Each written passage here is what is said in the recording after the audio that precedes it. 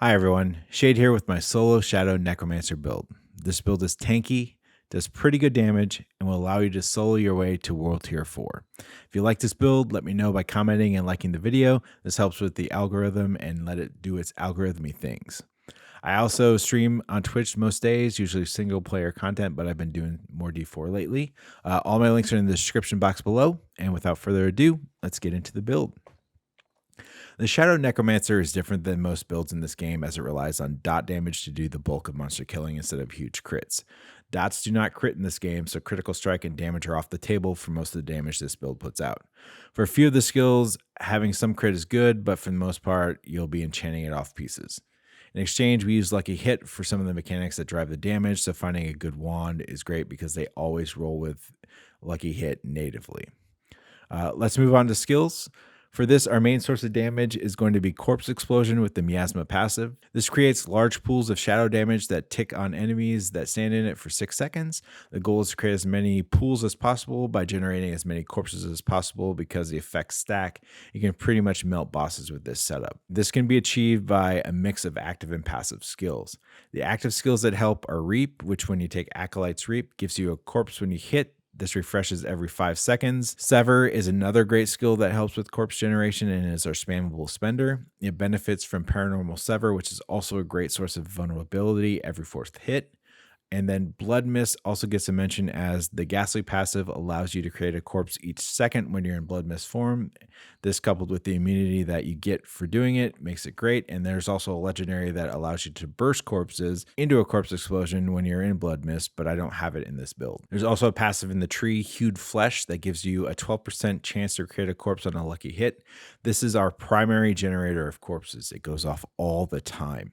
It procs off of each tick of damage from the Shadow Pools, Thorns, Reap, Sever, Bone Storm, any kind of damage you put out, and this is per enemy.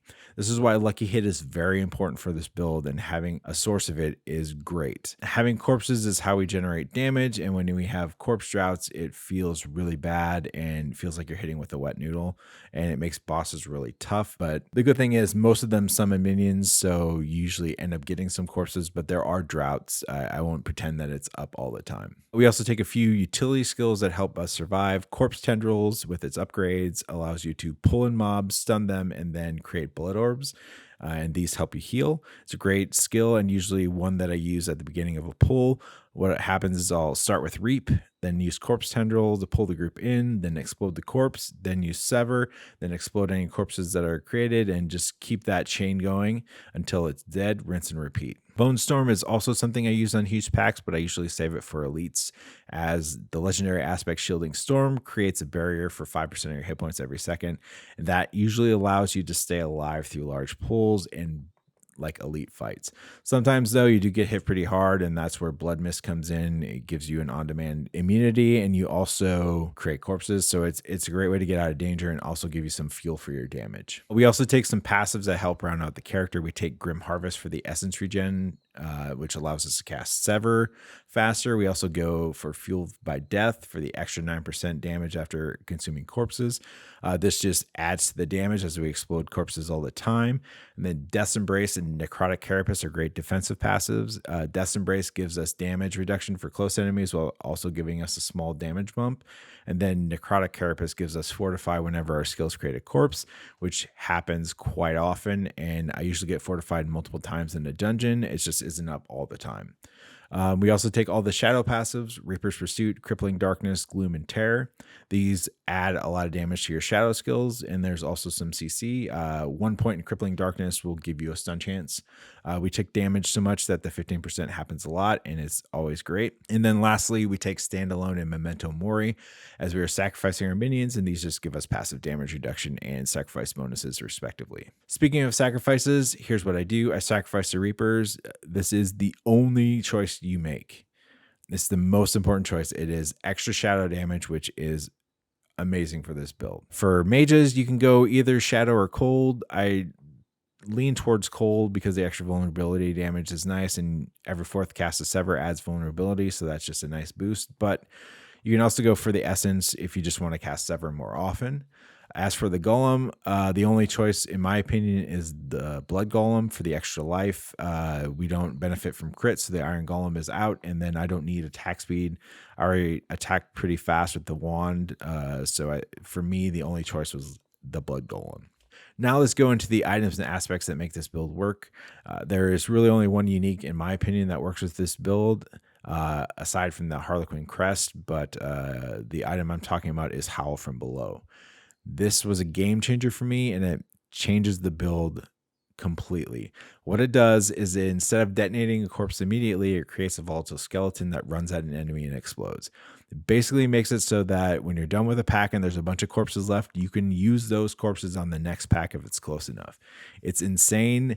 They go in every direction, which is kind of frustrating sometimes, but you can basically fill the room with shadow pools and solo world events by yourself. It's amazing. This is boosted by Inner Calm, which gives us a damage buff of up to 30% that gets higher the longer we stay in one place, and for the most part we try not to move unless we have to. This buff raises incrementally but does drop off immediately when you move. There's no incremental drop off, it just is a flat drop off, so just be aware of that.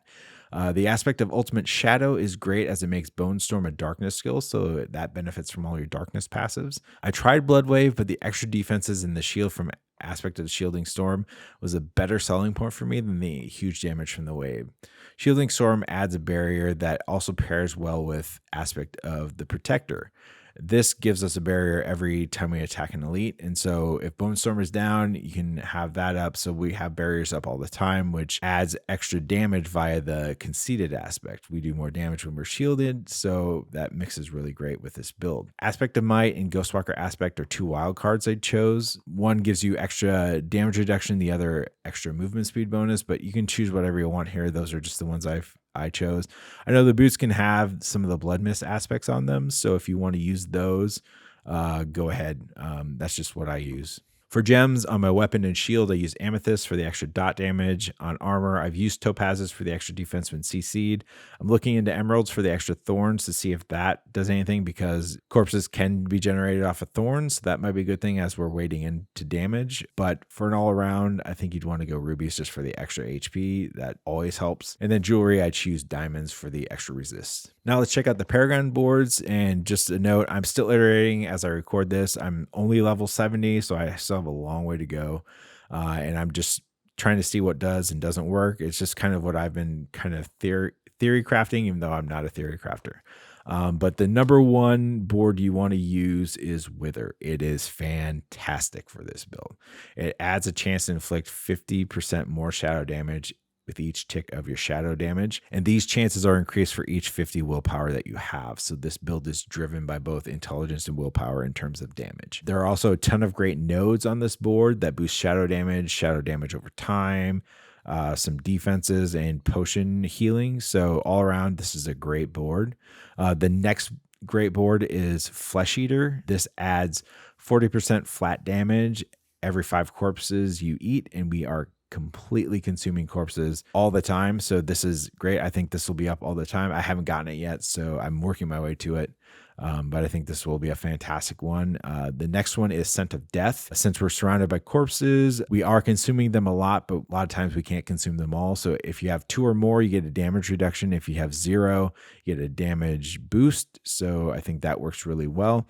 And then the last one I chose is Blood Begets Blood. I won't have enough to get the legendary node, but there are a lot of good rares that boost blood orbs. And I think later on, in the higher tiers of Nightmare dungeons, we're going to be using those orbs to kind of fuel some of our survivability and damage. As for Glyphs, I thought that Territorial is a great choice on the starter board. This is based off a video I watched from Fextra Life, and Cass mentioned it, and I thought it was a great idea. It adds damage when we're attacking close enemies, and then when you meet the requirements for the glyph, you also get damage reduction against those enemies. And as I said, everything we fight is close, so it's a great choice. Currently, I have Scourge on the Wither board, but I'll be putting Sacrificial in there instead. This boosts magic nodes within its radius to 130% or something like that, which is great because there's a lot of shadow damage and damage in general, plus some damage reduction nodes in there that could be boosted. So I think that's a a great add. And then the two most important glyphs are Darkness and Scourge, and those will go on the Scent of Death and Blood Begets Blood boards, because in each one of those radiuses, there are 10 willpower nodes, which are the requirements for both of these glyphs. That will ramp up your damage huge. I would prioritize Darkness over Scourge, because Darkness counts for all shadow damage and Scourge only accounts for shadow over time damage. Finally, I added Abyssal to the Flesh Eater board. This is kind of interchangeable because I don't know exactly how it's going to work. I haven't been able to test it yet, but it's supposed to beef up your non-physical damage. So I'll test that out, because everything we do is non-physical with this builds. So I think it'll be good, but I won't know until later on down the road. And finally, I just wanted to mention some pros and cons for the build. This build absolutely melts mobs, especially if you have great corpse generation. Once you get your damage ramped up, it's pretty impressive to watch a boss's HP bar go from red to black, and it just dies in seconds. It's so satisfying and amazing. This build is also really survivable. You have a few barrier generation skills and blood mist, which is a great cooldown in and of itself. This makes you able to stand toe to toe with packs and not really have to worry. Carrying a shield and creating blood orbs also help with survivability, so I wouldn't sleep on those either. I will say I soloed the level 70 capstone dungeon massively under level with this build. I died once due to the fact that I couldn't see the boss's damage circle to avoid the fire attack. And that leads to the cons. The biggest con in this build is the pools obscure your vision of ground targeted attacks. You just can't see them, and it even affects group play, so just FYI. It's tough in certain fights when you don't know the mechanics, but once you learn it, you kind of know what's happening, but sometimes you do miss them. Corpse generation is also tough sometimes. We don't have the extra skeletons giving us extra corpse generations, so sometimes there are droughts that happen, and it feels really bad, but eventually with Reap and Sever and Blood Mist, you can start creating corpses and get that damage ramp back up. But just know that sometimes you'll have a little lull in damage. And then lastly, it's a meme, but you do move slow. Ghostwalker helps, but I treat it like I'm a slow moving creator of death. So the slow death march just adds to the flavor. I hope that's what they wanted. But all in all, it's a great build. And the one thing I want to mention is that with builds, there is no end all be all build setup. I think there are a lot of ways to create a character in this game, and you should choose what's best for your playstyle. This build works for me so far, and I just wanted to share it. So thanks for watching. Be sure to do the thing we all know YouTube folks want you to do, and we'll see you next time. Bye.